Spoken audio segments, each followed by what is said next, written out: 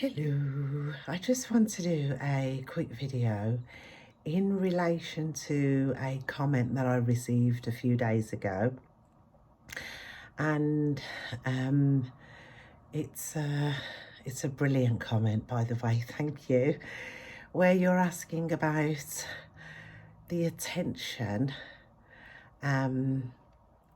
which creates our reality, and then you mention that is to do with the law of attraction.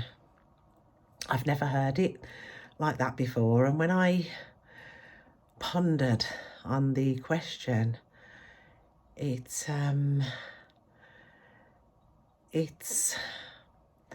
if you understand this, if you get the answer to this, then it changes the game, because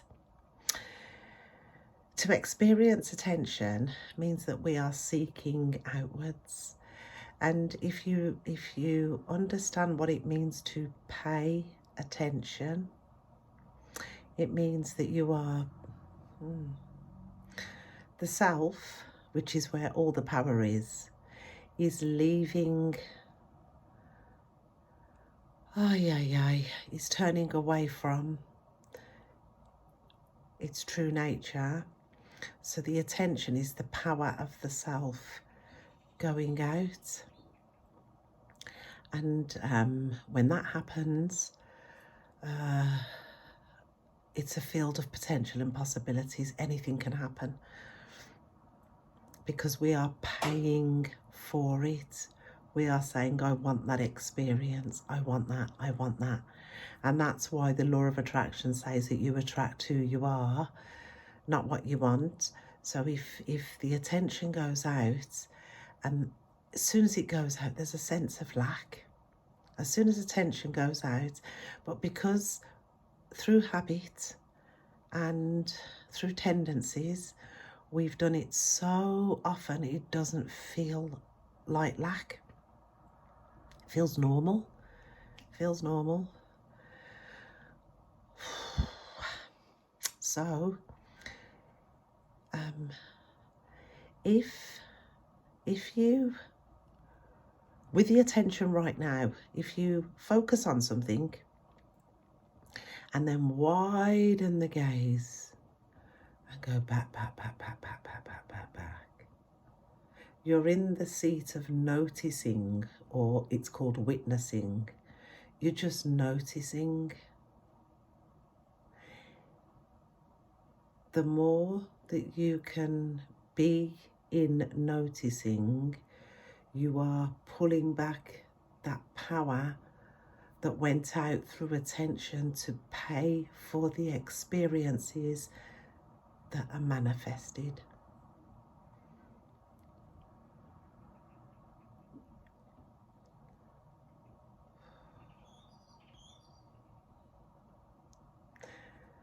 When we stop creating attention, it starts with turning the attention. So it's turning the power of attention back on the self.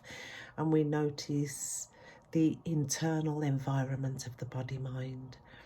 We're looking back at ourselves. It's called repentance. We turn back in. We can actually see the consents that we consented to. We can see the feeling of lack or unworthiness, or we can feel it doesn't feel very nice, so we push back out again, and so we go looking for something else rather than seeing what is here.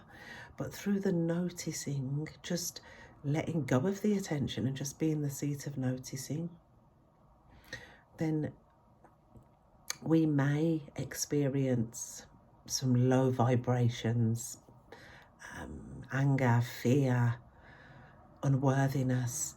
We notice them coming up, but then the tendency to resist them or do something with them grabs the attention, and so we're paying for that experience. It's like we're paying for rides. We're paying every time the attention goes out, we're paying for rides. And so it's to be so loving and gentle with yourself. Be loving and gentle with yourself, and just use some techniques to start with, if that's what works, of relaxing. It's relaxing the attention. Let it just relax. Because by doing that, we stop spending power. We stop throwing power out, and we start to reserve it. And the more it might feel weird at first, it might feel like a spiritual experience, but the more that we turn and rest,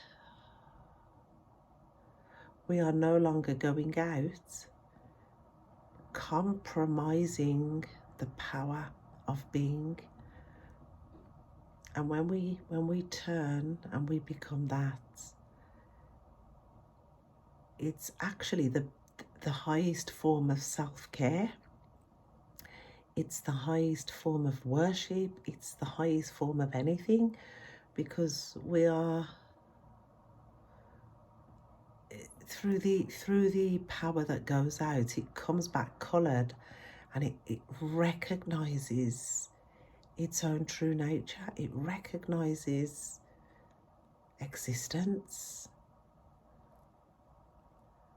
It recognizes the self, because the attention is not a separate entity. It is the power of being going out, spending its energy. And it only spends energy because of the tendencies that we've picked up. So turn that attention in to realize it was never attention. It was the beingness all along, going out narrowed in a little field and constructed it personal. Pull it back.